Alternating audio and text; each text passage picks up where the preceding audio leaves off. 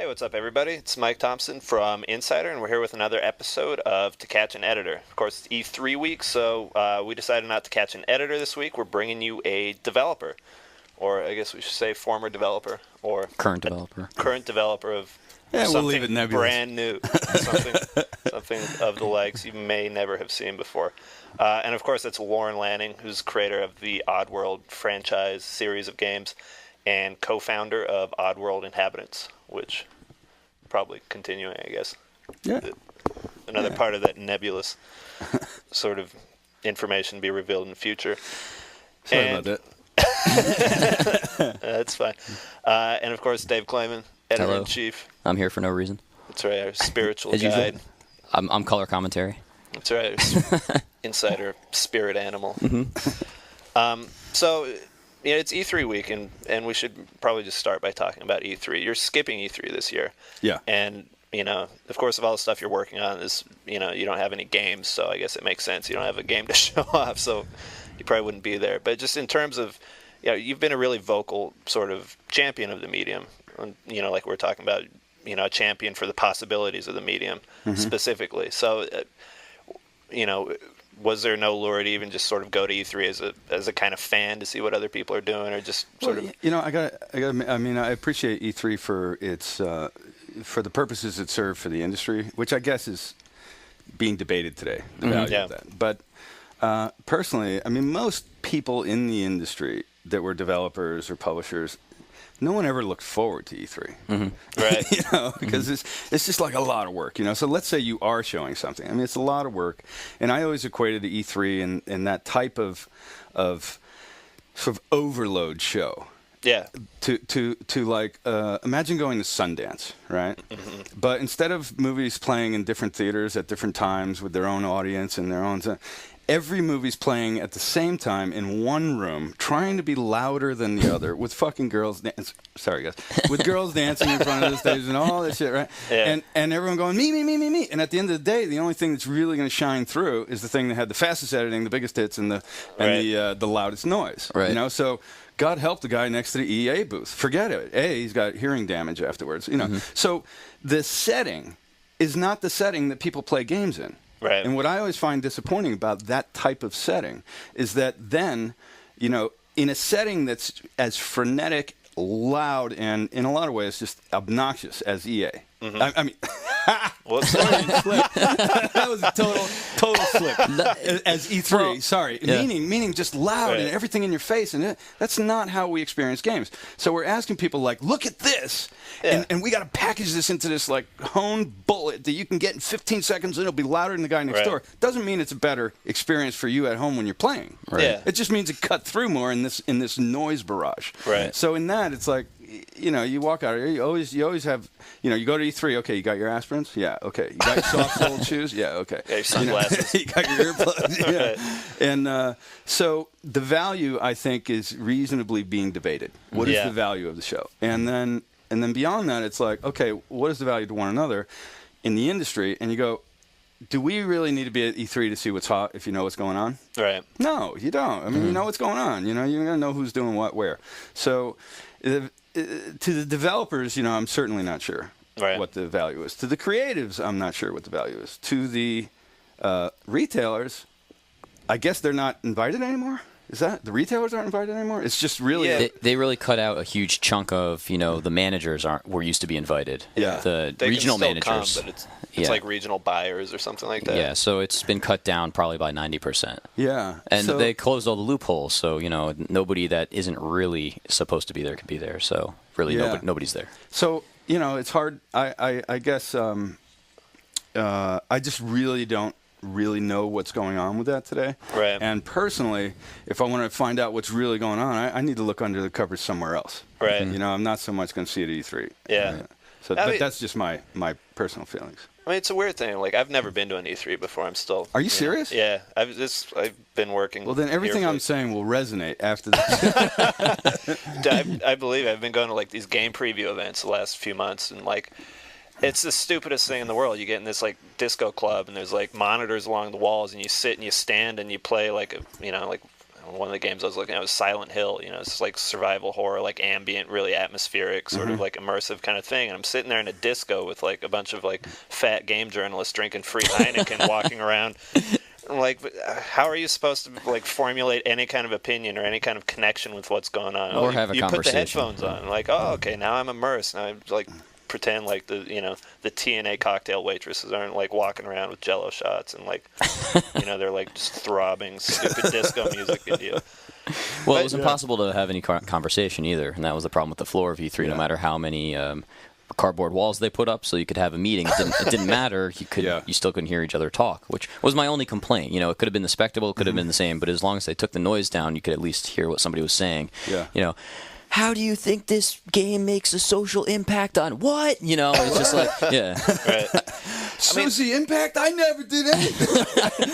I never touched your wife. I have a question. How do you feel about GDC then? Do you find that? Well, I think GDC, has a lot of value, because, and I think it really depends on who you are. So if I wanted to go talk to the very top industry executives, I'm not going to find them at GDC necessarily, but they will be at E3. Right. So it depends on who you're looking to talk to, what you're looking to see. If I wanted to see like what crazy garage team might be cooking up something really special, I might find that at GDC, and I won't find it anywhere else except online. Right. So and then you have the social networking value of GDC as a largely, I would think, more of a developer presence, and that has a lot of value. So I think and without having inside information on exactly how the organization is looking towards the future, I just go, GDC is building something that will continue to grow. Game development is certainly not going anywhere. The business is only going to grow. How we measure that is certainly up for dispute. I look at all these things. Your games is now this much money. I just start laughing. That's moms on their cell phones with solitaire. That's those numbers. What are you talking about? And so I think GDC. There's the talks, the this, the that. Being involved with conferences. Right. And I consider myself fortunate to have spent a fair amount of time with the AIAS and helped put together DICE and these shows. Yeah, absolutely. And one of the reasons when we started to look at why DICE, what should we do with this organization? What are the problems? How do we get something that is complementing E3 and GDC as the main U.S. Shows annually, but not offering the same thing. Right. And often the problem that I have with the world is that we have this like survival of the fittest and competition. Everyone's like all the slaves are fighting. Right. And I look at it like, hey, why don't we unite? Yeah. And so that was part of my interest of like getting more involved with the community of games with like the AIS and stuff. And what I found was that virtually everyone in that organization at a board level trying to make it happen had shared the same feelings, whether they were with the biggest of publishers or the smallest of developers. If they were involved, they wanted good things for the industry. Right. And so, I think this helped shed a little light on the overall perspective. Is we're really looking at it and going, well, GC has value, E3 has value, and but what's missing? Why are we seeing fewer of the real high level executives show up to GC? Why? Why are we seeing, fewer of this at E3? Why are the talks going this way? What value do they serve? What's missing? What's missing? What's missing is that really high-level TED-like class. This is some guy who's done it or failed miserably, and he's going to tell us how he failed miserably. Right. Yeah. That's the talk we're not getting somewhere else. So we tried to shape DICE to have more of the things that weren't happening we felt at the other shows. And then I think, have you guys ever been out to DICE? No, I've never been out to DICE. No. You've heard sort of... It's a select few that get to go out there, because it's not really bring the entire press. Yeah, and there's the idea isn't show your games, and if we had asked someone to speak, or if you were asked to speak, it's like, this isn't about you showing your wares. Right. You do that, you're dead here. Right, you're dead here, and people found that out the hard way. Big people, Yeah. They found out the hard way. They were like, wow, I really blew that. And we were like, yeah, dude, we told you, do not have your speech written by the marketing department, period. Right. Do not do your Wall Street speech here. Do not do your new great hardware, whether you're Nintendo, Sony, Xbox, anybody. Don't do that. Even though you're the big cheese, we're trying to give you a spotlight. Right? And the most credibility you're going to get is by not trying to pimp your ware. Show us how human you are. Show us the lessons that we can learn in our own businesses, not why we should invest in yours. Show us that stuff, and you will be a hero to this crowd of, limited seats to like 600 or so. Right. Yeah. No more, sells out. And some people really grasp that well. I think one of the best talks of all time was Jason Rubin's. And that like lit things up. You know, it sealed some fates, but it lit things up too. So we go, wow, that guy was totally vulnerable, totally honest with us. He vented it out. He's smart in a way, and he's seen things other people don't even understand. So they're going to judge him these other ways, but he was willing to stand up and do it. But there's been various talks like that. You see the price a guy like Jason Rubens pays, and he's a huge figure at the time he goes up there, and he's got a really powerful legacy of like successful games behind him. He's working for one of the biggest publishers in ever, and like he's creates this firestorm. Like, what if like a mid-level guy came up there and like you never worked in the town again? Like you're just run out of like Silicon Valley or Tokyo or wherever. And just like, we give them a sedative and a razor blade. God, man, it won't be bad. It's hard for some people though, isn't it? I mean, you get caught in this marketing speak so much. Yeah. Everything you say has got to be tailored. How much do you blame the press for that? I mean,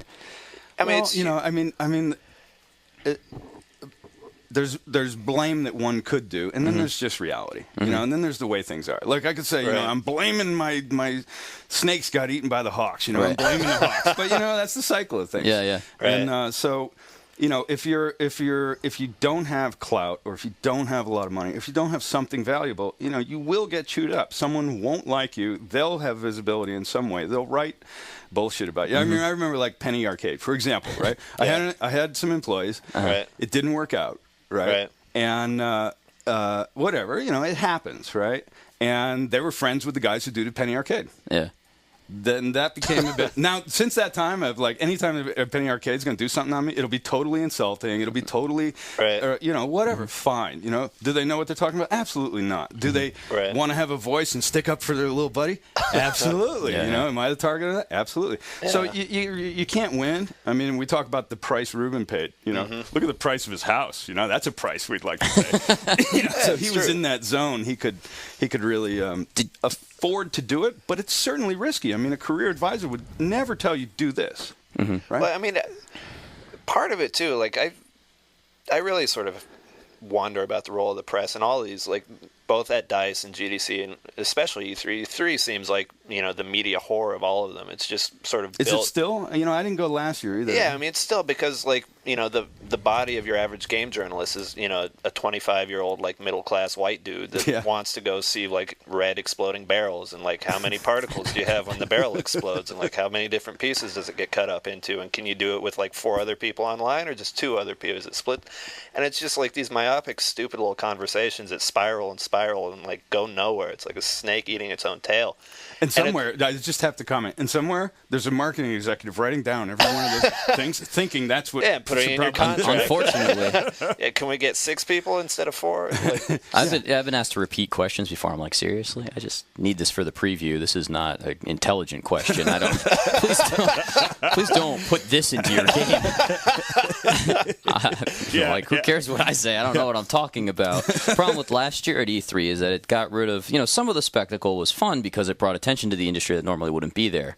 People who didn't pay attention to video games could see it on USA Today or CNN, and then it was starting to get that sort of good vibe, which was the good part of the circus. Yeah. Last year kept all the sort of negative parts and then spread everybody out, so the developers couldn't even see each other. So we had developers asking us, like, hey, man, what's that company showing? Because I haven't seen my buddy because I got to sit in this hotel room, and I can't get over there. So it's like, okay, everybody do the same thing you've always been doing, but now you're spread all over the place, and you can't even enjoy each other's company, which was the problem. I mean, at least at E3, you had the pulsating techno, but you could go get lunch with everybody, and complain about the pulsating techno. Right. This time it was like everybody's off in their own world. Right. Well, I mean, it's interesting. Oh, I'm sorry. I don't mean to cut you off, but... Well, it'll just be some more like bitter vitriol here. Like so much of what drives the journalist side of things is that preview cycle, and like, what drives sort of like content and visibility is getting the exclusive preview or getting like the big name, before anybody else, 6 months before reveal, like, game X. And like, that's sort of like embodied at E3, and like press coverage just kind of dies at the review, and it's this sort of upward slope where we're building towards this like biblical like doling out of the verdict. And like, it's almost like the most important part of any kind of game conversation you can have is, sort of like a journalist, is the preview. And the review is almost written itself after you've gone through the hands-on, the eyes-on, like the multiplayer hands-on. Like, you already know, okay, fine, this is going to be like an 8, this is going to be a 7, this is going to be a 4, like, whatever. And like, what's the value of that? And so you have these, like DICE, GDC, and E3, you have these 3 big, events where there's a significant media presence at all 3. And they all kind of get covered in that same way with that sort of preview mentality. I'm here to get the scoop. Except for DICE. Well, even at DICE, though, you saw like a guy that we work with sometimes on Insiders, Keith Boesky. Oh yeah, Keith. Yeah, and like so GameSpot quoted him as like announcing the Little Miss Sunshine game. I think it was a Little Miss like some like indie movie game, and he was just using that as an example to like sort of compare like parallel budget schemes for like low budget games versus low budget movies, and building IP that's not like a mega Superman, right. So it was a fake announcement. Well, I'd blame that on the press, not the speaker. It's like, listen for intonation, man. There's lots of ways to shoot yourself in this business. But I mean, doesn't that like feed back into sort of affecting the whole vibe of that? When there is press there, like totally. Like DICE, like some of the biggest stories we had out of DICE were like still is like an interview about Resistance 2 or something. We have like there's a Ted Price interview, and it's just he's not showing the game. There's no demo there, and still like that's the only coverage from DICE we have is like, Ted, tell us about multiplayer. Ted, tell us. And you really have to, I believe what I'm going to say is true, which is you really have to pry that out of them too. It's going to take a journalist like you. You go there, you say, hey, what's going on? Yeah. Because like Ted, speaking of DICE, together we all help put that together. Ted's been a major. Talk about a guy with stamina and like relentless. I mean, Ted's amazing. He's an amazing human being, and he's totally humble. I mean, you'd never know who he was if you were standing next to him. I mean, but there's a guy who cares about the industry. Yeah. Like there is no please show me the guy who says he does. I'll knock him out. That guy has put in so much free time, so much energy, all that stuff.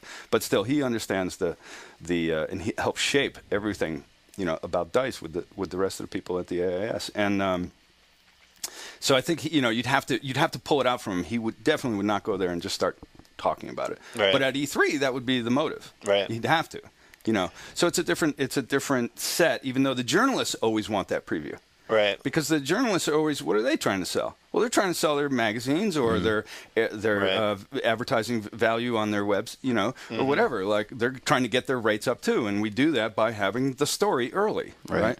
Now, all of that, in my opinion, is sort of driven by the retail condition, the opening weekend condition, and this is something that's really interesting. Like if you say, where am I looking at where I think the interesting games are happening? Well, I'm looking at Korea and China. Not because of the development costs, because of the models. They're completely breaking away from that retail model. And that retail model says, and there's changing conditions at retail. And the changing conditions at retail are the retailers are getting less and less excited about carrying anything below a $49 price point. Right. So before it was like, well, if this is a bargain game, that's like going away. You ship discs across the country. Well, they run in trucks. That fuel price just got 3 times greater. Right. The plastic processing is petrochemical manufacturing. That every step, when you really break down the economics, is how does a game get to market through retail? Every step of that process has gotten more expensive. The retailers are saying, like, my margin is here, and if it's below that, I'm really not interested anymore. Now the gamer is saying, if I'm spending $50 for a game, I'm going to do my homework. I'm going to make sure it's great, and I expect a certain load for that amount of money. When I go to a movie, it's a quarter or a fifth of the price, and I still walk out and go, that sucked. I got ripped, and it was only $10, right? So $50, we're really pissed if we get ripped. So the gamer's one of the most informed consumers on planet Earth today. They're totally connected. They totally read all the stuff you guys are writing. They're totally reviewing everything. And before they don't go out and spend that money casually. They'll the girl wants to see a movie tonight. Okay, they'll go to that movie. It might have been a chick flick, but maybe they'll get some. You know, that was worth the $30. Right? The game isn't going to get anybody late, for the most part. So they are.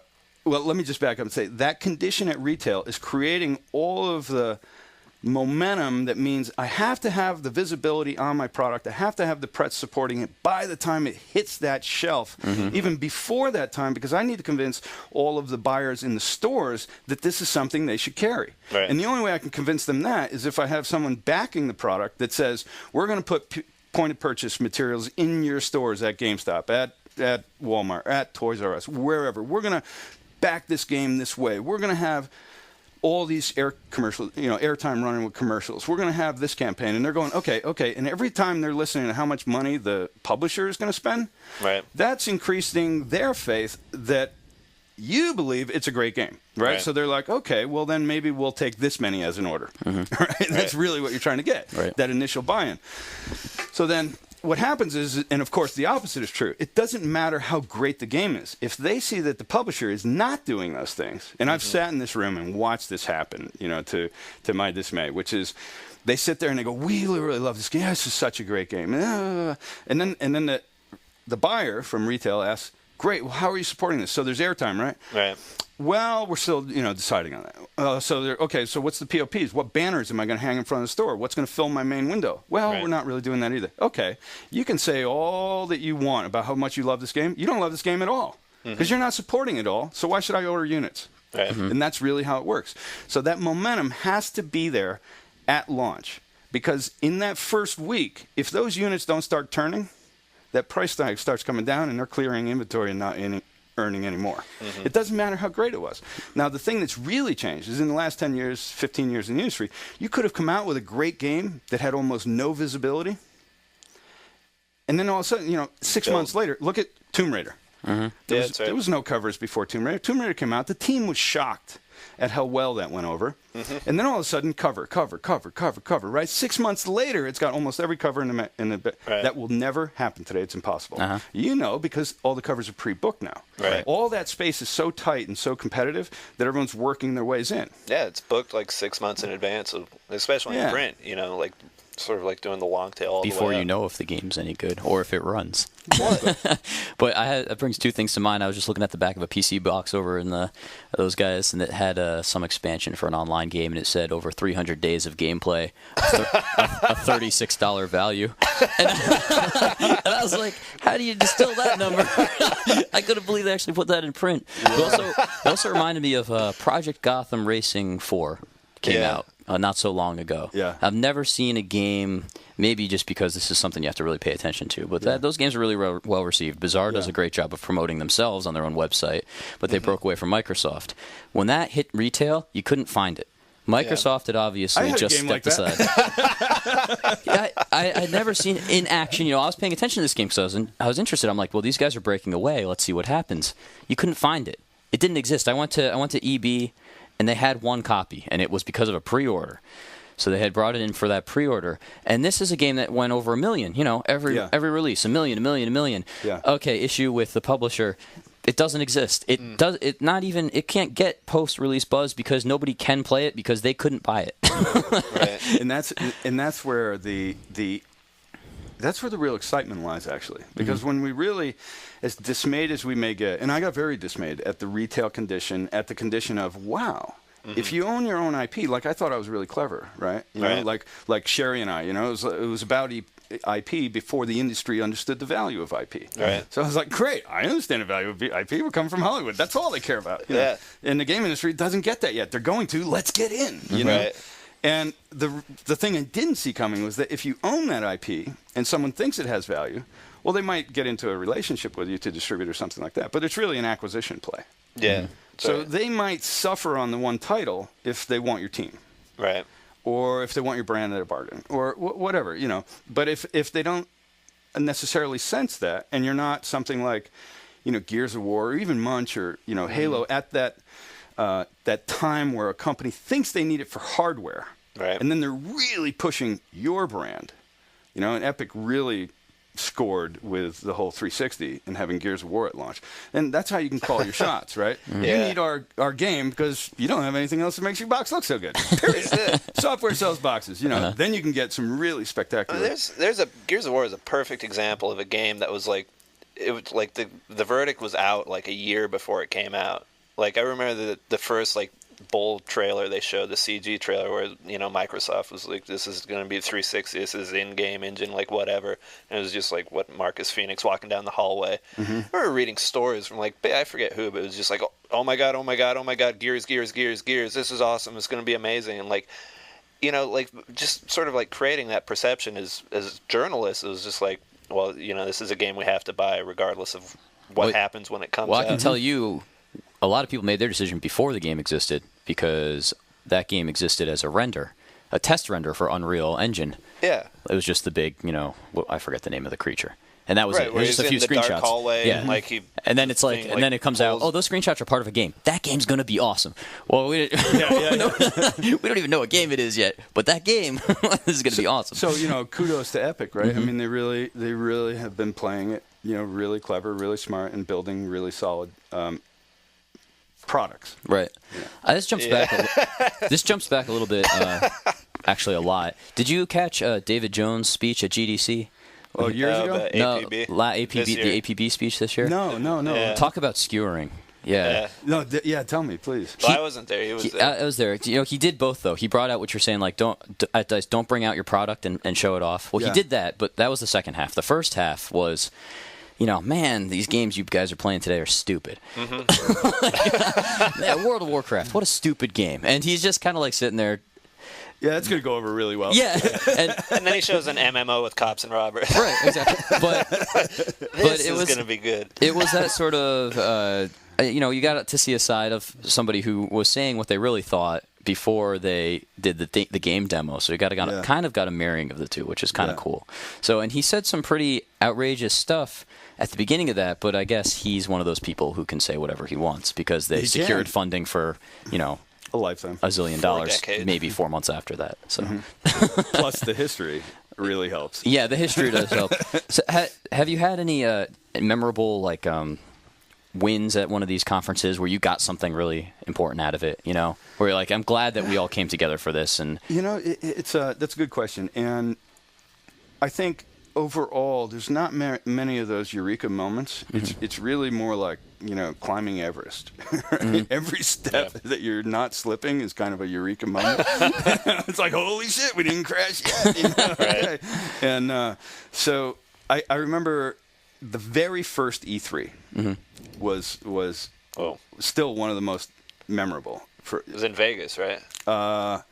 Was Vegas or Atlanta? The very first was the moon. Atlanta. I think it was Atlanta. Yeah, I think so. I don't remember exactly. And we had. It could have been L.A. I just don't remember the very first one. And we had the demo of Abe. Right? The first Abe game. Yeah. And we were just in this nightmare situation with our original venture capitalist trying to get out of that, and it was a whole rigmarole. And so we had to do all this stuff in secrecy. And GT at the time, they were really up and coming. Right. And we loved the guy who was running the place, Ron Shamos. He came from CBS Records. He built Gloria Estefan's career. He built Julio Iglesias' career. He got talent. And if you were walking around town in that day, he was the only one in the industry who got talent. The rest of them were like coming from Silicon Valley. Very different way of dealing with talent. So we were all excited about that. And it was very secretive. And we had to keep all these, and who the hell knew who we were? No one. So we were stuck in this closet that was literally about half the size of this because we were like, it can't.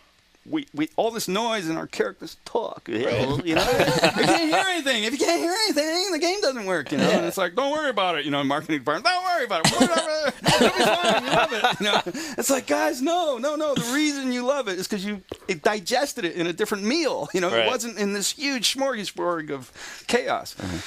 And so we got. We managed to secure the private closet. Yes. And it was like a curtain over. I mean, we had to makeshift it. We had boxes around. So it was like, you want to see these, kind of crazy people built this Oddworld thing, and then it was like a very select people, and it was like, And somehow that created like this great momentum. You know, people, they would come in and they'd be like, okay, what do you got? And they were like, holy shit, you know, this is so different, you know? And, and I'll brag a little bit. I give a good demo. You know, I give a really good demo. And they were like thrilled, you know, we're sitting there and it's like sweat's dripping off our face. There's no air. We're literally doing it digitally, you know, it's like this. And Sherry's like, man, and here's the screen. And we're all like this, you know? Yeah. And it went awesome. It was like, that's when people were getting really excited about, you know, something innovative or something different.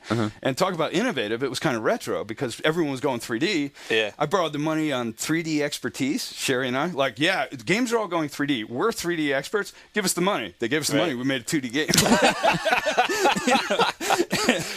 And it was like, well, because we were more after the experience of the game rather than some particular tech that's cool today. So that was the most memorable one when we were tucked in the closet, you know, and we still laugh about that to this day. And the people we met in that closet to this day, is like, you know, Bobby Kotick coming through, like the people that went through that closet. Yeah. It was awesome, you know, and that was a great, in a way, that was kind of a great, like in the closet release party. And it was only one person that could sit in there at a time. That's awesome. And there was something about that, like, here's all this flash and grandeur out there. Right. And then guys are going, did you see what's in the closet? You know, that's totally different. You got to go up and see that. And then it became like this big line. Exclusive thing. Like, yeah, and then that was really exciting. And then the other thing that for me, now this is just personally gratifying, right, was then Abe's coming out. Yeah. And we built the theater. Like, we actually had some clout at that time. It was like, come on, GT, we need a theater. It's game speak. Right. You can't hear it in here. So we built a theater. Really following on the feet of the guys on the tails of the guys who did, what was it, Amazing Studios. You remember them? And they did Alone in the Dark. Then they did Flashback. And then they did the other game. Yeah. That took them forever. They got a lot of visibility. It took them forever, and they came out. It wasn't all that. But I saw that they had done that the year before. And we're watching in E3. When we were in the closet, they had a theater on the floor. Yeah. And when I went in to see their game, and there was a French company, George Lucas is sitting in there. And he's watching, and I'm like, we got to do a theater. So the next year, we're coming out, and it's 97, and we're going to, you know, have this theater on the floor. Right. And you know, and I'm like, there's no one going to be there. This is going to be a disaster. Like, who cares? We're nobody. And then the show started, and the line all of a sudden happened to get in the theater, and then it was there the entire show. And then when I'd be walking by the line, standing in line, Miyamoto, you know, Trip Hawkins, you know, all these people. And then it was like, Trip Hawkins is in line again. What's going on? You know, I'd go over and I'd just like, I'd like to meet you. You know, I really, this and that. And he goes, oh, I think this is great. I brought my wife. This is my wife, and now I want to show her. And they're waiting in line. And I was like, I can't believe this. You know, that was a great moment. But I don't know what it really added to that. Say, and then we got this Russian distribution deal or something. You know, not so much, but. Like I said, it's kind of like climbing Everest. Like every step that you can keep a firm footing and get a little bit closer, it takes a lot of those to really get there, you know? And then you might have some like little explosions of smaller operations and stuff early, like some indie games or something, right? And that might like, boom, and it'll be like, wow, it just happened. You know, we built this when we were at USC, and then we released on Xbox Arcade, and now it's the top seller. Wow. And it's like, and now you're going to get in the industry. You know, cherish how that went. Because you might not be feeling that familiar as, you know, conditions moving forward. AudioSurf just did that, right? That was like, that went out on Steam, and all of a sudden, boom, huge game. Well, before it was even on Steam, it was like the demo came out. I think he just put the demo out on his website before he even had a distribution deal with Steam. And like he got a bunch of like bloggers and, you know, game journalists writing about it, and somehow it just became like, you know, the next little word of mouth indie game, and then all of a sudden Steam's like, all right, we'll buy it. Well, and that's part of I think where Valve is really unique, you know? I mean, in my opinion, smartest guys in the business. Yeah, absolutely. Hands down, line them up. That's the smartest guys I've met. And also, they build great product, right? Phenomenal product, but they also own the world's largest digital distribution system. Right. Who has that? Yeah. Right? Who has that? No. Right. So then they're looking at it and they go, it's all about the games, really. So in a way, you have the intelligence that in a lot of ways seems to exceed the majority of the publishing community. And then you also have the creative nurturing, understanding, and drive at the head of the company to actually build games of the year. Right. You know, and they're the distributor, and there's only 100 and how many people up there? They're on the most flexible platform of all. To like 5 years from now, when there's like a relatively stable kind of level of technological advancement for PCs, like. You know, and you can sync your PC with the TV, like sort of people are just beginning to experiment with like Apple TV and 360. Like when there's no difference between your hard drive and your PC and like what you can see on your monitor in the living room, like what's Steam going to be then? Like, I mean, it's going to be huge. Quash Nintendo and Microsoft and make everyone just peripheral manufacturers. I believe they have the largest bandwidth in the world. That's impressive. More than Microsoft. It's amazing. Is that sort of the goal to get outside of the system? Because they sort of exist outside of the system to us, you know? They are not part of the normal cycle because they dictate the rules. Right. They do. Like Blizzard, I guess. I mean, they pitched, before Steam was there, they pitched it to Microsoft, right? I mean, you guys have heard those stories. They're like, we'd like to incorporate this into like Windows as like some kind of like Windows gaming thing. And Microsoft was like, nah, I'm not interested. Yeah. It was still just primarily like an anti-piracy tool to just like be able to chart usage, and then they just kind of snowballed from there. But like, you know, it's something like the sort of industry rejected, and it's like, well, we'll do it ourselves. It's funny because I live up here now, which I love it, and but spend a lot of time down in LA, you know, doing the business and stuff. And there's a number of different parties down there that've been like, yeah, you know, Valve. I'd like to talk to Valve. Maybe they'll do our game. I go, it's not going to happen. You know, it's just not going to happen. Well, can you give us the contact? No, because I don't want to say that I even thought they would do your game. I don't want to be. I go up there, I kiss ass, man. totally, like you guys rock. You're the best, and they are. You know, and like we're like that. If you're the best, we're going to tell you we're the best. We're not going to keep it close to the vest and go, what else do you? You know, we hate that when people do it with us. So they're super sharp. Yeah. But they also identify, like the game you're talking about, right? That's one guy. I mean, that's the only case I know where there's one guy and he's the production company, right? And it's like it's doing great. Yeah. So how great it's doing is relative to, you know, how big a scale the market is. It's not a Grand Theft Auto, but for one guy, his margin is incredible. What comes next? But because he's digitally distributed, he doesn't have to go bigger next time. He doesn't have to say, you know, like George said with Star Wars, well, the second movie has to have twice the amount of special effects. The people that went to this guy's game and are playing it on Steam went there because they're looking for something different. They started playing it and they said, and it's cool. And you know what? I want more like that. And I'm not going to find it in retail, and they won't find it at retail because it can't be at retail because no one has the faith to back it in retail. Right? Because it's too far out of the box. But that's where I think the brilliance, part of the brilliance of what's happening up there at Valve in the Steam distribution system is that they know that. Right. They know their customer. I think they know their customer better than anyone else, with the possible exception of Blizzard. Right. Right? Blizzard. You know? But they're watching all of the behavior. They're tracking everything. The key, I mean, when we talk about like what's really interesting, what do guys like myself want today? What I want is I want to go directly to the customer and cut everyone else out. Not cut everyone else out, just get them out of the way. Yeah. Get all their perceptions out of the way about what they think is going to sell, what's not going to sell, how it should be approached, because if we can secure the customer's needs, then as Valve would tell you, the customers fund our new projects. Right. That's where you want to be, going directly to customers. So that's what Dane Cook figured out on MySpace. Now when he comes out, I can't stand the guy. I don't think he's that funny. But you know what? He nurtured his own business on MySpace. He says, I'm coming out with a new CD. He sells 1 million to his friends. The record industry goes, holy shit, how do we get a part of that? He goes, why do I need you now? You guys wouldn't carry me before. I did. Now you want a piece of it. Right. Are you looking forward to jumping back in or trying to find that road around the big mess that is this E3, this convention, that whole thing? Oh yeah, you know, I'm thrilled because what I've been focused on is how to. I mean, there's a number of things, you know, and no one's really recorded our story of the vision that well, you know. So I always kind of get in trouble for talking about it. I'm like, that's not what I said, you know. But and I can understand that because it's a difficult story to get your head around. Right. The way I looked at it is this, you know, and with Sherry, we built games to do a certain thing. We really cared about characters and stories, and that's what we really care about. And we built it to build into a media company, you know. And that didn't mean having 1,000 people. That meant having great properties. And the business changed so much that you go, okay, so today you're doing 5 times the amount of work for 1/4 of the possible returns. Yeah. How old am I? You know, Right. How many years do we have?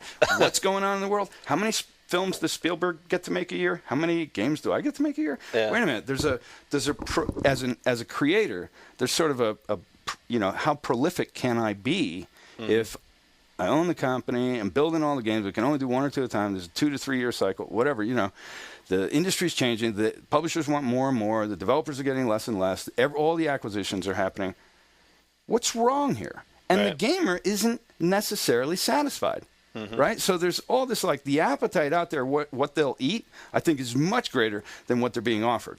So then how do we get there? And that's where, we touched on Steam and its possibilities. We touched on the small operation. And I think a lot of changes are coming. And when we look at the tools and the technology and where that is, and where... look at what Ubi just did, right? They bought the effects company in Montreal last week, right? What are they talking about? They're talking about, we're going to do games and movies. Like, they're seeing it, Yeah. Will they pull it off? I don't know. I hope they do. I hope they realize it's really about a great script first. Right. If they really get that, maybe they stand a chance. It's complicated. Then they got to get distribution. Then we got to, it's really complicated. They don't have the weight in distribution, but maybe they can. Who knows how they're ultimately going to fall out? Final Fantasy tried, right? Square tried, and they completely blew it. But the writing's kind of on the wall in that if you can do cinematics in-house with a team that's doing Assassin's Creed cinematics, how far are you from being able to do your own television series, from being able to do your own movies, right? How far? And I think Ubi is, I hear this from different people, it's interesting. Some people go, yeah, they're one of the 3 because they're crazy, and I go, they're crazy. What does that mean? Creative guys, they're crazy. Well, I'm kind of crazy. Maybe that's good. I don't know, but they're being aggressive. Where I've had talks to people, I've had talks at film companies, etc., and I'm trying to convince them that machinima, meaning using game tools to make linear, is the way to go. And we can do better quality, faster, cheaper, and then have an amortization tail like you've never seen before. Right. And they go, and I've heard this, right? They've said, but if what you're saying is true, how come EA hasn't done it? Right. And I'd say, to which I answered that particular guy, I went, by asking that question, you just revealed that you don't know anything about the business. Right. And that's okay, because we do. But that's why you want to, maybe listen, because you're clear. If you ask that question, you're so far off of who innovates. And that's not even true, because I know the guys at Rooster Teeth, and they did the Halo machinima, Red versus Blue. Yeah. EA pays them to do their commercials. Yeah. The Madden ones where there's the opera playing to the football player breaking tackles. Well, that doesn't happen in the game. No, the Red versus Blue guys choreographed that because they're good at machinima and because they probably did it in a weekend. Yeah. So and then you have like the Metal Gear Solid movies. They're not made in house. Right. Yeah.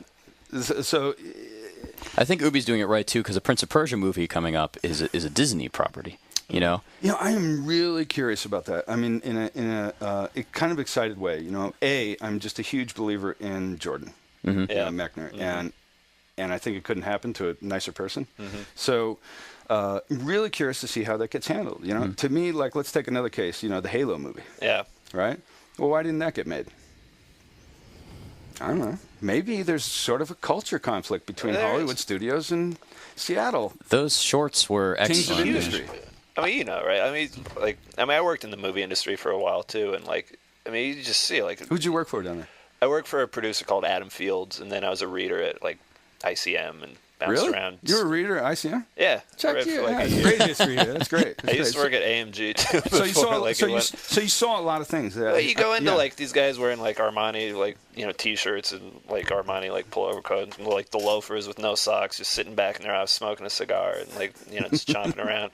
And then you go and picture them meeting Gabe Newell or something, going into the office in shorts and flip flops and they're both working on huge multi-million-dollar products. Make a $50 million film, make a $50 million game. It's just a culture though. It is it's all about sort of conspicuous consumption in Hollywood, and it's all about like presenting power on the surface, on the outside. You bring someone in for a meeting, like you really sort of, you put them in the play, you put them like in the corner of the room, and like you make sure you're framed with like all your big posters and your awards back here, and like, you know, your like variety articles, front page, like whatever, and you just kind of sit there. Like the games industry, it's like going into a foxhole. Even like the most, you go up to Bungie or something, it's still like, you know, probably not very much different from like CRTs this. piled on top of each other. Oh, this build like crashed. Whatever, here, boxes play in this the one. corner, and like people running around, haven't showered for 4 days. Like, The case in point is like CAA, right? All their Yeah. agents have to wear suit and tie. yeah, absolutely. They have to. Except now the game division, like Seamus, got them Right. to understand that his game guys couldn't wear suits and ties because it didn't get them, you know, the clout they needed when they walked into the room. Yeah. In fact, it was a deficit, you know. And so now, if you go down CAA, there's one department where the guys Right, are wearing off in jeans, the corner. t-shirts. Yeah, so more power to them. I mean, you Yeah. know, that's what helps with bringing one industry into the other and going, this is how we have to adapt, you know. And Seamus certainly understands the game industry. Right.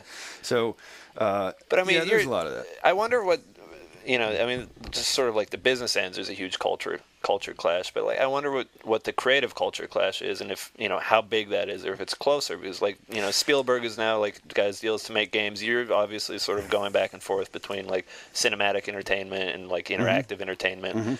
Because you the know, like future is Peter the synergy Jackson's of the like, two. You know, that's the future, and it's purely economics. It's I mean, purely how- economics and efficiencies. But Define that though. What is synergy between, you know, cinema or any kind of like filmed or digital entertainment versus interactive entertainment? Is Sure. it like Metal Gear where, you know, you put both in the same disc or the same, you know, digital file together and you alternate between watching and playing, or is it like creating a show Well, I or a think there's film whole kinds off of an IP that so you have two Uh, parallels running together? I mean, what does that future look like when there's let's a look at it like, you know, convergence? even step out a bit to more of a macro and less title specific. Would be what's happening is that let's just look at the climate. You know, I don't want to get off track, but Yeah. I think it's really interesting and really indicative of why things are changing and how they're changing. So if we look at the climate of television, and we look at the climate of film, and we look at the climate of games, what do we have? We see everyone in the investment community can look at Wall Street's charts and say, games is a growth industry. Yeah. DVD sales are flat. Television airtime buys are decreasing. Film box office is getting more and more challenging. We're going to back fewer films. Every weekend is becoming more and more critical. Only one or two is going to have a decent opening. The rest are going to fail. Yeah. You know, like it's getting more and more competitive there. The writer's strike, Yeah. very bad. Very bad. Hollywood lost billions of dollars. Agencies closed down. People lost multi-million-dollar writing contracts. I mean, across the board. And what happened? The studios went, wow, we saved a lot of money.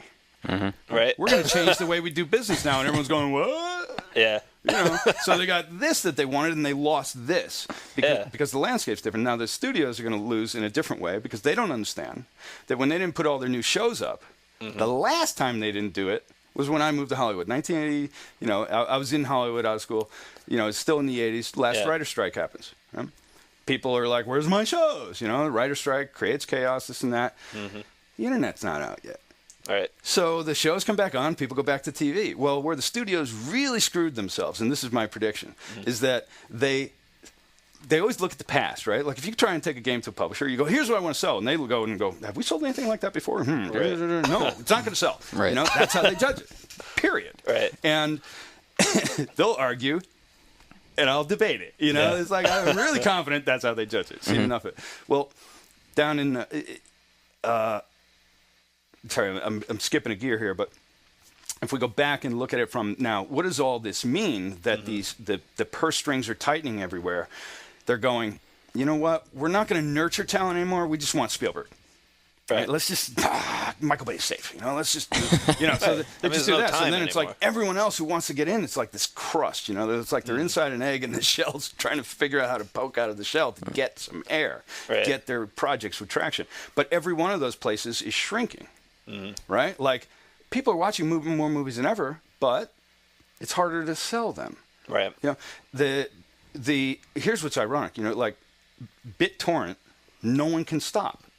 So everyone is 100% convinced, everyone in the know is 100% convinced that there is no selling video online. So even though I can sell a movie at the box office, the same thing if I release it online, it's pirated, there's nothing you can do to stop, Supreme Court just ruled, BitTorrent's okay. Right. It's like, whoa, wait a minute. It just ruled piracy's okay. Right. You know? How come if I put it in a piece of petrochemical manufactured plastic, I can actually make a business out of it? But if I want to do it totally green digital distribution, right. You're saying that the pirates have more rights than we do. Right. You know? I don't get it. So there's all these changes happening, and all that pressure means more and more and more money required for that day of release, whether it's the television show, the TV, the TV pilot, the box office weekend, or the game at retail. Like, that means that the numbers keep going up. You look at the interviews recently with Rockstar, right? Mm-hmm. With the guy they never interviewed, the main producer. Sam? No, the brother. Dan? Dan. Who's Dan. The other guy? I think it's Dan. Yeah. Yeah. And he's more of the producer. Right. Not the writer. Sam writes, Dan's like the... But Sam's more like the business, right? Isn't he? I don't know. You know, Dave was over there doing... yeah, but GTA. I don't get to talk to them. Well, I remember... I thought you were going out to drinks every night. No. Go back to their place and play Pac-Man. Yeah, he was more like... I mean, Sam... I met Sam before Rockstar started. Right. And he was trying to convince us that this is what Rockstar's about. You guys are rock stars. Let's make cool shit like rock stars, like rebels, you know? Let's get out of this, little kiddie stuff, and let's make some cool stuff. And that was a good story, but, they weren't... That was an idea at the time. They right. blossomed it. So I think he's more on the producing the business side, making that business build. But getting back to my point, if you look at that interview, he's going, this game costs us $50 million, and I don't know how I could build it any cheaper. Yeah. Then you look at the Wall Street analysts, and you look at the Hollywood perspectives, and you look at the rest of the game industry, and what do the publishers say about that? Right. They're saying, damn, that's the new bar. Right. So now, if I ask someone, what do you think a AAA title costs on a console today? They're going 30 to 40 million. Mm-hmm. On the average end for AAA, you want to win 30 to 40 million. If you get in there really light, like you figure out something clever, 15 to 20. Mm-hmm. Yeah. Now you're going, how many units do you have to sell of that petroleum plastics to actually make that back? Is that good? I mean, are you excited about that? It's really bad. It depends, though. Nintendo does a lot of it. They make really cheap games. Like Wii Fit, how much did that cost? Maybe a few million to actually develop, but then they spend like 20 million or whatever is made up figure, like a massive, exponential amount on marketing. And I think that's a really unique condition because you have a really unique controller. You have a really unique device, right? So it's like when we have a really unique device that actually works, and they're more power than Nintendo in everything that they've pulled off. But what, second largest entertainment company in the world now? Is that true? Yeah. Or the largest? I think they're the largest entertainment company in the world. Yeah. I mean, it's crazy, right?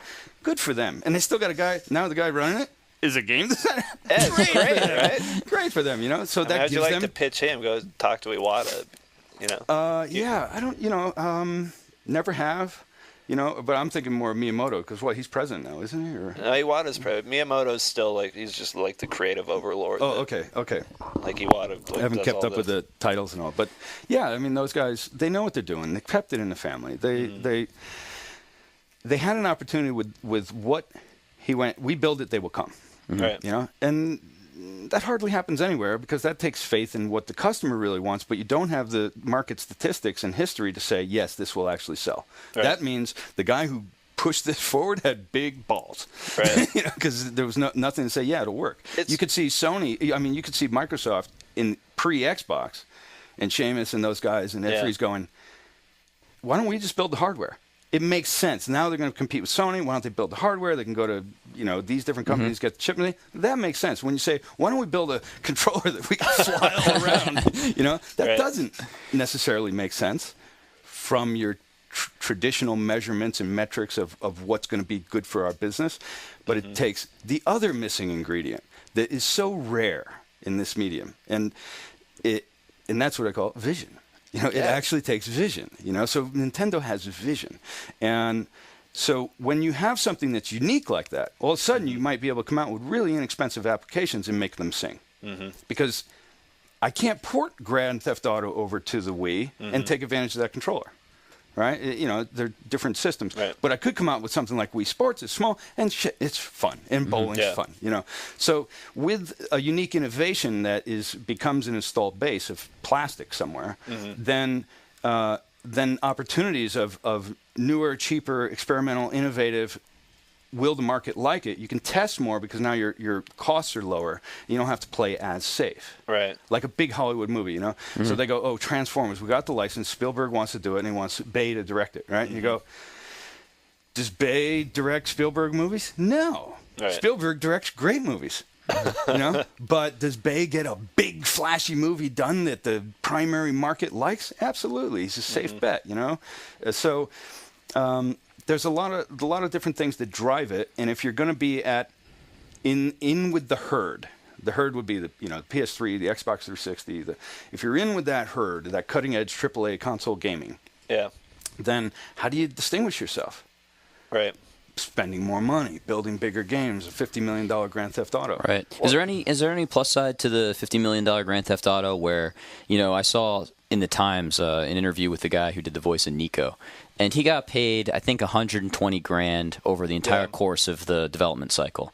So not a whole lot of money considering the lines of dialogue he had to do and the profile of the game, and he didn't blame anybody. He said, you know what, it is what it is, but in any other industry, I would have made a lot more. So hey everyone, we're here. Yeah. We do this. Could someone please pay attention to us? I'm sure he's in another industry too, and he's not like who's lining up to pay him to be on a TV show and get like all the royalties. You know what? This is what I have to say to that guy. Compete in a bigger pond. Go complain to the people who built the game. Right. Yeah. How much did they get paid to work 12 hours a day, all these things, and you think because you talked into a mic for how long that you're worth how much money? Piss off. That's why I always did the voices myself. Really. I was just too cheap, and I don't want to deal with prima donnas, I mean, at that point, with the budgets that I had. The future's something different, but I was like, wait a minute, I need to sign a deal with SAG that every game I do from here on, I have to use them? Is that going to be a big point of contention as the Hollywood and game industry get closer, where you find these people who are members of SAG saying, whoa, I'm not reading this many lines of dialogue, and realizing that the game industry is a lot more compact in terms of work to what the final product is? Well, I think right now, look at Hollywood, they're going to be happy to get to work. Right. It's true. And it's all climate and conditions. The difficult thing is they have such an established framework for the unions in Hollywood, and they come at such a premium price already that the closer the games industry gets to that sort of like previous paradigm of entertainment, it's like it's going to add a whole new layer of overhead onto any kind of like digital entertainment creation if you're going to make a deal with SAG or make a deal with WGA or I just like how the game industry still has that looseness about it where I'm talking to some PR guy at Rockstar and he's like, oh man, hey, I'm the voice of that cop, that's awesome. I told some guy to go F himself in the game, and you're like, well, that couldn't happen in a big Hollywood project. You don't just get into the project and say something like that. Well, it's like the old movies where you just like grab the the guy at the coffee shop in the 40s around the corner from MGM, like, oh yeah, we need someone in the background, or we need someone to say like help into camera. So you just like I'll give you a good metaphor example. It's something I'm working on, and it's one of those. We do some things that we don't tell anyone. We help out some other relations. So I might have designed some things. I'll never like consulting style stuff. Yeah, we'll help a design problem or help people get their project launched. Or, some different things. So here's the setting: is huge property, right? Huge Hollywood players, creative, and they, but every time a game comes out of theirs, right? It's a mess because they go to a publisher, the publisher buys the license, and then they release some crap, and then they go, why do we get crap? We don't understand games, and games are hard to understand, and the studios can't figure out like how do I get good games? Yeah, So what you look at is I look at their thing and I go, this is really cool and has good possibilities, but we totally need to throw out all of the assumptions. So the assumptions, we go to a publisher, and I have film property, and I say to the publisher, I go, we want to do this film property. Now, their lead producer or whatever, he's going to go, yes, and I think the most important thing about this property is that central character. That's what gamers want to be, that character. And that's the way that conversation is going to go, because that's what they think. Because anytime they deal with a license, there's all of, dealing with a movie studio is not easy. You're a game publisher, you're, one of these big guys, but you have your producers, they're talking, the studios have sign-offs, then the actor has sign-off, and then the director has, like all these things possibly, right? Make it really complicated. Formulates this sort of idea at large in the ether that this is the way a game movie goes. Right? I looked at it and went in a case, and I said, "Yeah, no, let's throw out all those characters that were in the movie." Right. So first of all, that's like, okay, one. There's one. There's 5 left in the chamber. How long can you get away with it for? Right? Let's throw them all out. Yeah. Well, why? Well, do we really want to be dealing with all those SAG relations for all this stuff? Is that really what made this movie? No. What that made this movie?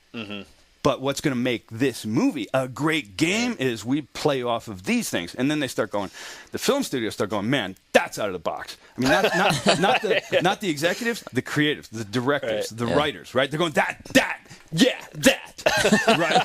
That, right? And I've sat in the room, right? I've had guys going, look, I've worked with these guys at this studio. I've been dealing with their licensed games over at this big publisher, and I'm telling you, this is what they care about. And I go, I don't care. What they care about is selling more games, man. That's what I'm going to sell them. Yeah. They're going to sell more games. Right. You come in there with enough of an articulate, design conception and confidence, which is a big part of selling. Yeah. And they're going to love it. Then you go, okay, now we need you to tell the studio this is how you want it to go. Right. You got to kind of like hijack the good stuff, right. Then get it into the business channels.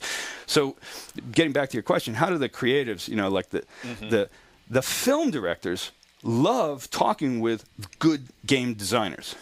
Yeah. They can't stand talking with the marketing department, the PR department, the producers in the game industry. I know this. I'm not blaming anyone or anything. That's it. And the reason they can't stand it is because the film directors know and the writers know it's about great content. Yeah. Right? And they care about the characters. They care about the story. They care about this. And they think there's all these great possibilities with games. But when they look at the games that are out there, they're not so excited. Right?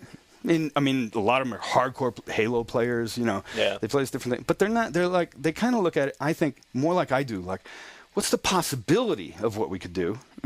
I admire the efforts of what everyone's done. I certainly have been inspired by a lot of people's efforts. Right. But where could this be? It's like, we were using computers over here in Russia. It wasn't, but where they were using it was only in the military, but nowhere else. It was like, but you could be using this for all these things, right? And it's kind of stagnated into this condition, and there's a lot of reasons for that. But I think that the more that the creative forces join up, the more they're just going to bypass these big existing, huge entities. Yeah, like dinosaurs now. Yeah, especially when you can go sort of directly. You just have like an open platform like a MySpace or like. Is like even building your own website and just renting server space gets cheaper and cheaper and cheaper. Like, you can literally just go straight to the people. You don't need like a giant corporation with HR and marketing and all this overhead installed into it already for something that is a business model from like 40 years ago where you had until you get acquired. Yeah. So you get so the trick is the real trick is then and you're absolutely right. But the real trick is it's like now. If I were going to VC or overseas to try and get money for that, outside of the normal channels that are usually that are paying for this kind of content, right. They would say, how are you going to punch through? How are you going to get visibility? You might have a 90% smarter plan all the way across the board, but where's the marketing? Where's the penetration? How's this going to sell? That's really hard. And it's still hard to say we're going to sell it digitally, even a game. It's still hard to say that if a game's going to cost a lot, right? But it's coming. So you go, how long does it take to make a game? Steam grows at 150% per year. Yeah. Like how far out? What's changing so quick? And I look at that and I go, if you're in a game for 2 to 3 years, you really should be predicting like what's coming at that time, so you don't build something that becomes a dinosaur by the time you release. Right. And right now things are changing so fast that where all those top creatives, and I mean the top guys, are looking at like, I built people in studios a lot of big franchises. I don't own shit. I'm rich. I got a great house in Malibu, beautiful wife, great kids. I don't own shit. I don't own the IPs. I want to own IP. They're going and they want to make comic books. Right. They're going and they want to get into games. Why do they want to get into games? Do they really want to build games? No. They really want to own IP. And they think that if they can step out of their $150 million movies and step into a $10 million game, that they might get that much more clout, or a $20 or $30 million game. It's a lot lower money.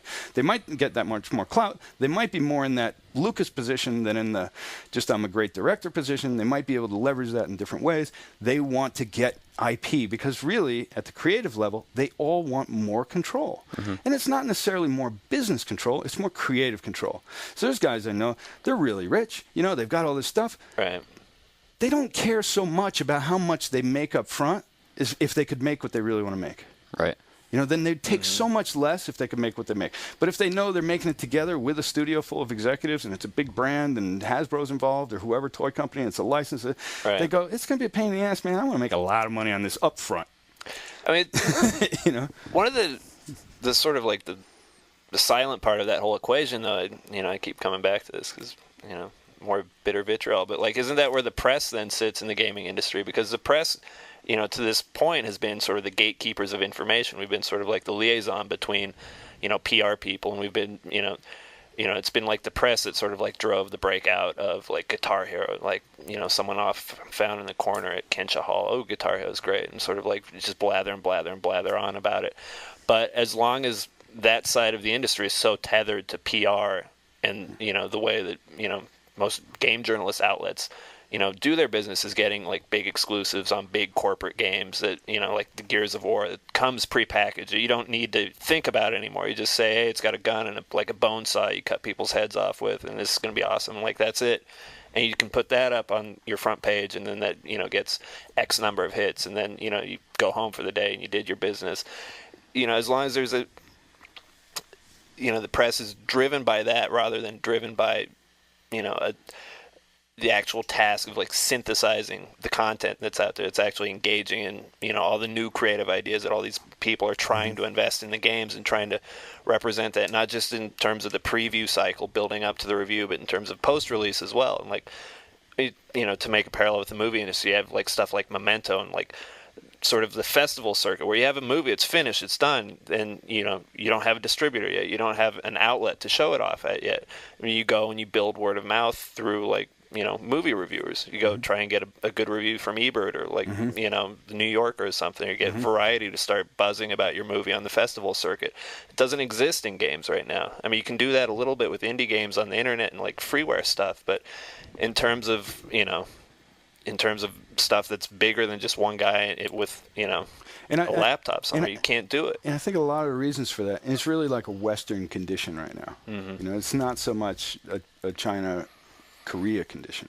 The Western condition is still that we all kind of refer to it as the box office weekend, which means it's a big weekend. We got to aim for that weekend. And if we blow it, we're dead. I've been using this analogy lately. I go, it's like we grow this like big walnut tree, right? It takes forever.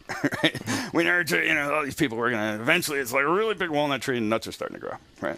And now we go, okay, now we need to transplant that into retail. Right. So we like dig it out and we hope we don't break all the roots. Right. And then we take it out and we hope it's getting all the sunshine. We got to keep the water right. And then we put it in. We hope the roots take and it had everything so that it keeps on growing. But usually we look at it and the nuts start falling off and it's dying and it's like, shit, we blew it. 2.5 years, all this money, $7 million marketing campaign. We blew it. We missed. Final Fantasy VII came out the same week we did. That's what happened to Abe on the first one, right? That's right. We did okay, but what would happen if we weren't against Final Fantasy VII? So timing can be a lot of things. But that's a dying model, in my opinion. That's being sort of, not a dying model, but it's being relegated to sort of the elite, which means the big players, the big publishers, not necessarily the big designers, because the big designers want to go in a different direction. And I get this unanimously across the board with all the buddies. It's like they want less money, smaller projects directly to the customer. Yeah. All of them, right? And then with the way this is happening, you go, okay, instead of the big tree, then we're putting it in the market, and we're hoping that all the choices we made those nuts taste good. We're hoping. But we kept it in the closet for 2.5 years. What's happening in Korea and China is really indicative of where the future lies. And it kind of happened here with, like, Club Penguin. Right? Or is it Club Penguin? Club Penguin, yeah. And, Now it is. But where did it start? Yeah, that's right. No publisher. that. You know, those guys in their garage, basically, really clever, really smart, flash game. Right. How much did they sell it for? That's the model, right? Right. How many magazines wrote about that? I don't remember one. Yeah. How did everyone find it? Oh, As it's a journalists, globally connected we medium. don't understand that though as journalists. We there's no ability to report and synthesize what's happening. There's no easy classification because we don't have a label to slap on it. Here it is. It's retail. It's not retail. Right, not retail. So there's no one out there saying, we want to promote this, we want to show you our... Right. Those guys went, they found their audience, and what happens? Kids go to school, and they go, what? And they go to a friend's house, and they go, I got to have that too. I want an igloo, right? And then they're like, and I go to someone's house, and they're like, let me show you my igloo. I made a lounge, and we all hang out. And I'm like, holy shit, man. I mean, there's really interesting ideas in that game. There's a lot of stuff to talk about as a journalist in terms of reporting and synthesizing what's happening in the industry and presenting a point of view of that. But again, you go and you say, well, we're going to do this as our top story today. And it's a garage game that no one's ever heard of before, but it's really interesting. I'm like, I don't think so. I remember, maybe 3-4 years ago at GDC, I was talking to various people, that were like the MMO kings, designers, and still are, right? And every one of them was saying the same thing. Right. What was the game they were most excited about like 4 years ago? MMO. It was Flash. It was Puzzle Pirates. That's the one they were most excited about. Every one of them. I guarantee you, the top designers at Sony, the top designers at... everyone was looking at that, right? That comes up on our podcast quite often because we play Puzzle Pirates. I have my pirate design. And it's funny because there's a divide between what we report on to the games industry every day and what we go back and play. Exactly. Now, here's what's changing. I mean, and this is a little critical of the game press in terms of the landscape and where some momentum is getting lost. It's the same as what's happening on the national level, meaning the game press is... The established institutions that constitute the game press, well, their money is largely ad revenue. I mean, largely. Yeah. And so that means we can only piss them off so much. Everyone who buys our ads. Right? So if there's a real turd coming down the pipe, but that publisher is buying a lot of ad time on the good game that they're doing, the turd got a not nearly as devastating review as it should have. You guys all know that's true, and you don't have to admit it, right? You know it. That's how it works. I mean, it's ad. You can only piss off Microsoft so far, and you will never see another ad dollar from I don't know. them. We just gave Hayes a 4.5. Really? I mean, not we, but like IGN. And I don't know. We gave Alone in the Dark a 3.5. But let's say it was The Matrix or something, like some big game that they're really pushing, and it's someone that you have a good. I mean, it's ad revenue. Here's what's happened, like pharmaceuticals, right? Give you an example. The pharmaceutical industry has hundreds of millions of dollars a year that it will buy ad revenue from all the networks, right? And then they'll just fill it with brand advertising, right? Not specific product. Why is it there? Because if they get popped on any other shit where the public might have a chance of finding out something really ugly, and the network might air that on their news, they get to say, you air that, we're pulling all our ad buy. Now, the network has a choice. Do we inform the public, like is our noble effort, what we claim we're doing, or do we care about the $200 million of advertising that we get from them annually? Right. Well, what decision are they going to make? Go ahead, run the story, see how long you have your job. Right? So it might get out once, and then your career's over, pretty much. You'll never work in this town again. It's been said many times. So, but my point there is that, like, if you talk to Jeff Braun, Jeff Braun, we work with Jeff. I love Jeff, Will's old partner from Maxis, and he goes, I only read this. I only read the blogs. Why? Because they're the ones that don't care what they say. So I get to read a review. If they hate something, I feel it. I know it. If they love something, I feel it. I know it. And I know they're not paid. So when I read all of the game press on it, he goes, I'm reading the same old shit from everybody, and no one's really calling it out for what it is. Then when I read, I mean, that's not 100% true. I'm generalizing, of course. Well, here's what kills us, too. The blogs themselves are paid by the hit, so they're contractors. So the more outrageous their statements get, the more page views. Like Fox. So, it's like ABC, CBS, NBC, and CNN now. So they don't have the ad guy breathing down their neck, but they do have the guy running the page breathing down their neck. So it depends on what their advertising value is worth. Right. Meaning their banner ads it's not. If it's general advertising, like I happen to be on a board of a company that's one of these really progressive internet companies, and internet marketing. It's been very insightful to see how it works. But if I have 3 million viewers coming to my website a month, I could probably do 120,000 in advertising a month, and I'll have a line of advertisers, and if someone wants to give me shit, no problem. Right. I'll buy someone else's banners. But the way that advertising system is working today is more automated, meaning it's more like the guys that I know, they have the 10th largest company in the world for doing it. There's 27 people in the company. It's AI. Right. So the AI is figuring out how to place. They place like 1 billion banner ads every 2 weeks. 1 billion. Right? It's crazy, right? So, you guys are, I'm sure the stuff that's coming through their channels is winding up on your site, in banners. Right. You don't even know. It's all AI. It's all happening automatically. I wish we were that advanced.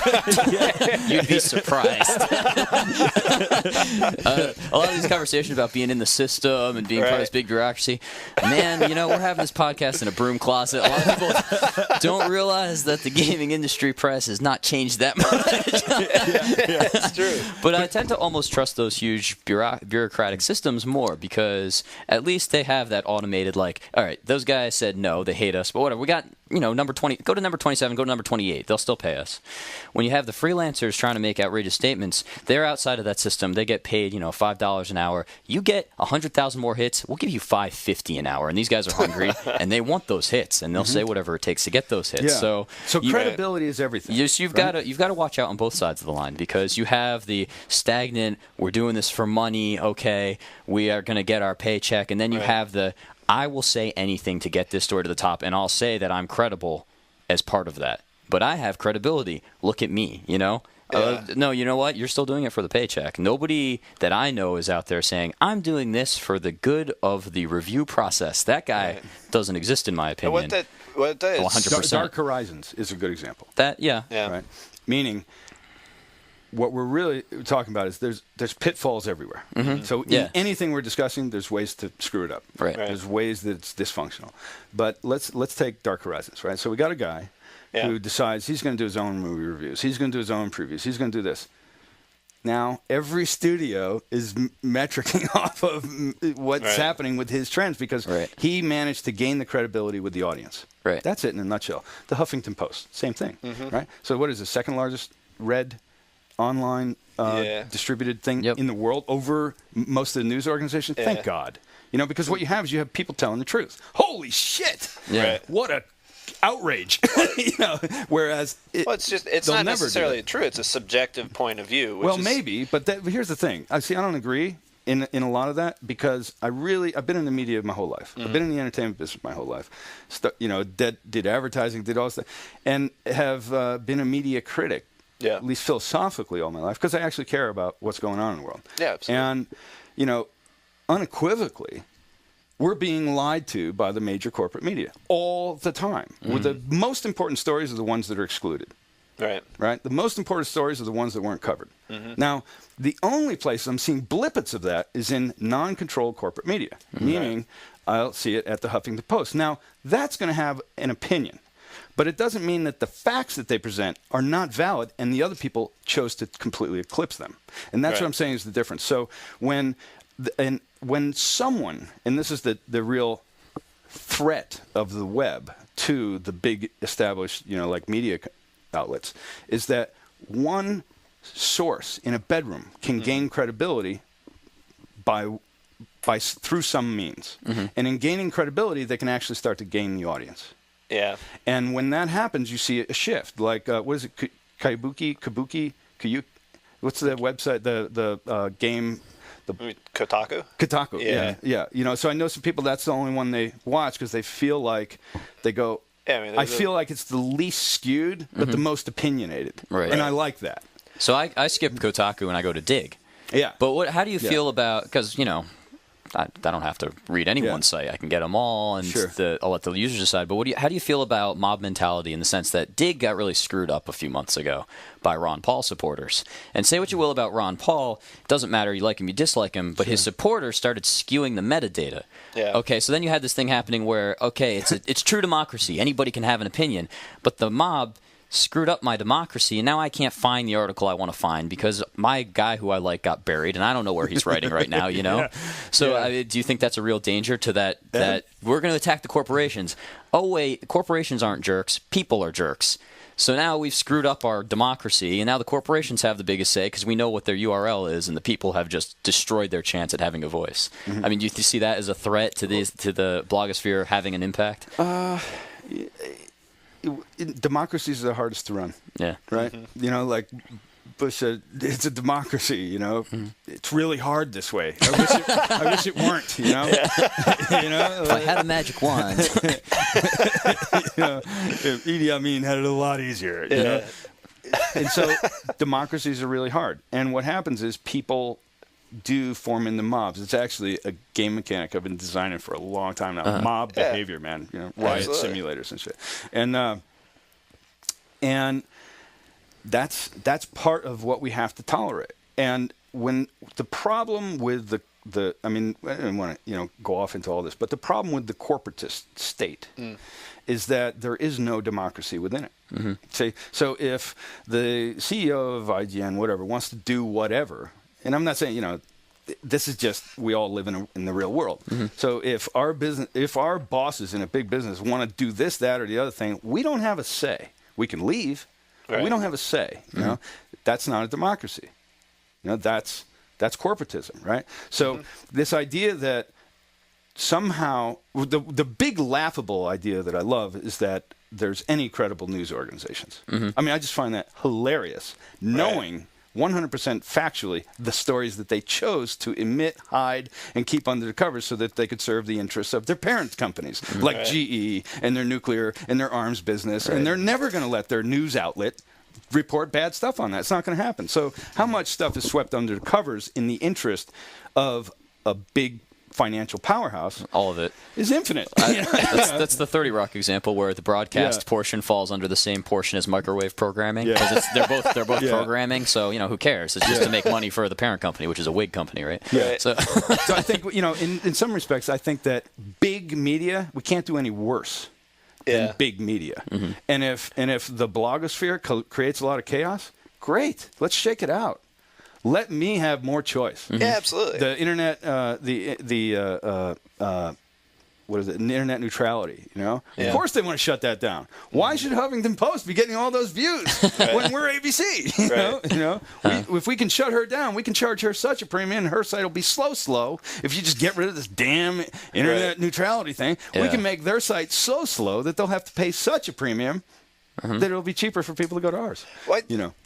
And faster. And then that got decided. There was a favorable decision for that, right? That was on Friday. It's ongoing. So, hopefully internet neutrality is maintained. Hopefully. Right? Yeah. But, granting the telecom community's immunity didn't help. I think there's a lot of benefits to having sort of big media conglomerates and big media corporations. Yeah. What are they?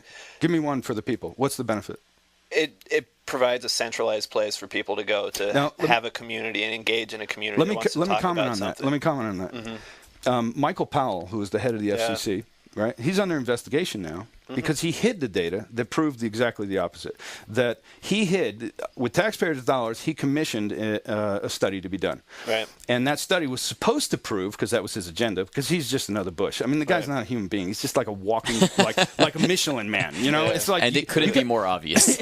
You're like, you guys, can't you see? That's not a human being. That's a corporate logo. He's only there to do his job, which is give it all away to those big backers. You know? And so that guy commissions, while he's head of the FCC, commissions this research to be done. Because what he wants to prove is that having local news stations gives the people no more access to community, to knowing what's going on, to diversity of information, than if they're owned by a conglomerate out of New York that then is just, has fired all of their offshore reporters, which is pretty much what's happening at almost all the news organizations. Right. So now they just rely on the few stories coming in through a centralized thing. We know that the Pentagon had completely infiltrated all the networks, and every one of the military advisors was actually singing from the Pentagon sheet. No one decided to report that story but the New York Times, and no one followed it up except discredited it. And he stifled that report. That report then became available. Someone leaked it. Some good person at the FCC said, we're working for fascism, Right. and point blank, and that got out, and now he's under investigation because what he did was totally illegal. Because the results came back and said, not only do people not get more information, not only do they get more disengaged, they get more Big Brother's message, but they don't get what's really happening. Well, I mean, that's sort of like, I'm not endorsing sort of the idea of big media conglomerates, basically serving as like, Big Brothers or Apollos. I put out The Economist as a really good example of something that's a really centralized news outlet that makes no bones about their points of view. They present everything in a subjective manner. They present the facts, and then they present an argument about the facts in terms of what should be done in almost every article. And I mean, I think that's the most responsible way to sort of report. And the biggest shortcoming of all of these big media corporations have been carried over from the last 50 years, like the New York Times, and sort of like ballooned into these sort of media dinosaurs now, is that we still have to labor under this idea that we're objective people, we're androids that just turn around facts rather than fallible human beings that absorb the facts within personal points of view or personal frames of mind, and then sort of choose selectively what to put out and what not to put out. What I want to know is how does this shine upon the ESA? Good or bad? Is this should that exist, or is? Well, personally, I think historically, and I'm a big fan of Douglas Lowenstein. Big fan. Yeah, and I thought the guy was pretty much on point with everything that you could count on him. Something bad would happen, and then you go back to the blogs. People would bicker and say stupid things, stupid reactionary things. But Doug would come out and say the one smart, very even-tempered thing that you'd be like, now that's what I wanted to say, but I couldn't write on my blog because I was shaking and swearing, And he would come out and say, come on, guys, let's take a step back, and then put everything in. And that's why, and I was like, now that's why the ESA needs to exist, because that's the grown-up that steps in and says, everybody calm down, I have the real answer, Well, and I think, Douglas was a real firefighter, for the whole industry. I think I think he was the most underappreciated person in the business, personally. Yeah. And I think the most underappreciated organization in the business is the ESRB. Because, while we all want to say, freedom of speech, hey, man, I'm right there, right? Like, you don't get more radical in a lot of ways than I'm like, but there's a reason, it's actually kind of intelligent. It's not just tin hat kind of shit. And Douglas got a lack at different times. But through him, with the efforts he was doing in Washington and the ESRB, we got to go, look, it's about informing the buyer. If we can inform the buyer, we can cut off all this bullshit of these, totally rancid politicians that like to keep on collecting it, or the fraudulent, Jack Thompsons out there of the world that are just, trying to make money for themselves. Right. And in my opinion, just so I don't get sued. In the opinion of a couple of judges recently too, so don't worry about them anymore. If I was able to help supply a pin in that balloon, I'm very grateful. I'm very grateful for that. I cherish that. But if we don't inform people of what they're buying, then we're really going to be under attack. And the medium potential is way too important to let that happen for such frivolous reasons as the people who are arguing that we should just be able to sell whatever we want to anybody and not have some means of really communicating what it is that we're selling. And if we just do that right, build whatever the hell you want. There's no judgment on the content. And he really did that right. And I hope that they continue to do that right. And I think, Patio over at ESRB, I think, is really, in my opinion, underappreciated for all the bullshit that they put up with. So we as developers go, well, I don't want my game in there, and they don't like this word on the back wall, and they want me to change it. We're too late in the prep. Well, okay. So we have to deal with some of that. Right. Yeah, maybe it's not 100% right. No organizations are 100% perfect, but the effort is what we really have to keep our eyes on. And that effort we have to preserve. We do not want that going into the government. Right. We do not want the government censoring it, because that means it's really going to get in the hands of fewer special interests. I think we just ran out of hard drives. Hey, what's up, everybody? So it's Mike Thompson here. As you probably heard, we just ran out of space on our hard drive while we were recording that conversation with Lorne Lanning. So I just want to wrap things up here real quickly. I want to thank Lorne for coming out and talking to us. Hope you enjoyed the conversation, and keep checking back with Insider all throughout E3 for more coverage and conversations just like that. Thanks for joining us, and we'll see you again next time.